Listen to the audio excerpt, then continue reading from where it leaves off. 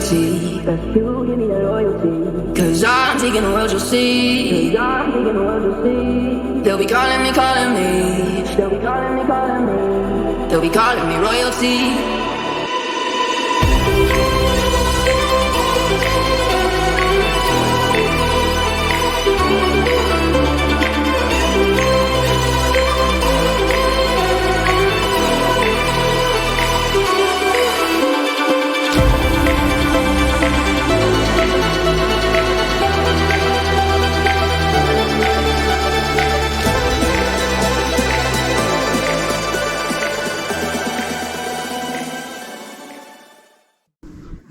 So we started the year off at Cadwell for obviously round 1 of the championship. So going into the first round, I'd only been in the supercar for 2 sessions, the test day at Silverstone. So the main aim for the weekend was just to get some seat time, which obviously at Cadwell was probably the hardest track I ever did in a 125. So yeah, as the first track in the Division 1, it probably wasn't the ideal track, but it definitely made me have to learn it really fast.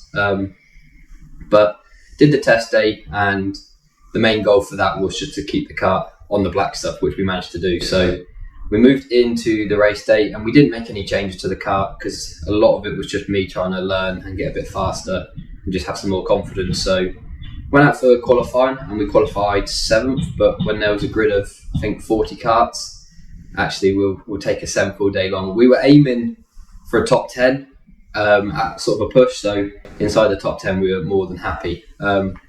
Went into race 1, started 7th and we finished 6th, so we actually had an improvement. Into race 2 we then finished 5th, so every race we've done so far we've been improving all the way through. And then race 3 was sort of like probably the highlight result of the weekend, where we actually came away in 3rd place. But in that race, with 2 or 3 laps left to go, the chain had actually started to come loose on the car, and I could hear a grinding noise, which at the time I was just thinking it was just scraping away at the chassis, which obviously was brand new, and I didn't really know what to do at that point. I was thinking about retiring the kart and bringing it in, but yeah, looking back at it now, I did the right thing where I just slowed the kart down, and I started to lose a lot of time. But luckily, as the car was getting worse, the red flag come out due to a crash on the circuit, so that actually stopped the race and it went back a lap.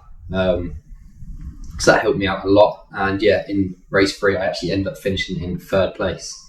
So quite lucky with the red flag, but that is part of racing, I guess. And then after race 3, because of the results we'd had and a couple of drivers having either a spin or a crash, I sort of spoke to my dad about it, and we were looking at the points, and we worked out that if I sort of finished maybe in the top 5, we had a really good chance for getting a trophy at the end of the meeting for potentially putting it in the top 3. So the main aim for the last one was to obviously keep improving, but just make sure we got the finish. And yeah, race 4 we ended up finishing in 4th place, which did give me 3rd place overall for the weekend. So yeah, going into the weekend wanting a top 10 and coming away with 1 podium, and yeah, trophy at the end of it was definitely worth it.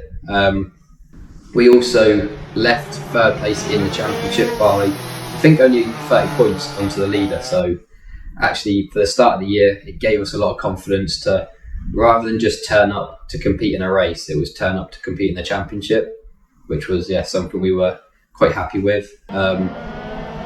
Sort of some of the highlights really from the weekend as well that I took away was managed to achieve 136 mile an hour in the go-kart, which at that point my quickest I'd ever done was 121 in the 125, so got a little bit more speed, as well as we won the best presented car, which was quite a nice achievement because obviously it had all of the sponsors' names on it, the logos, and obviously my branding. So it definitely shows that it was the one kart standing out on the circuit, because out of all the karts out there, my car was picked for the best presented kart. So yeah, all in all, Cadwell Park I'd say was a big success.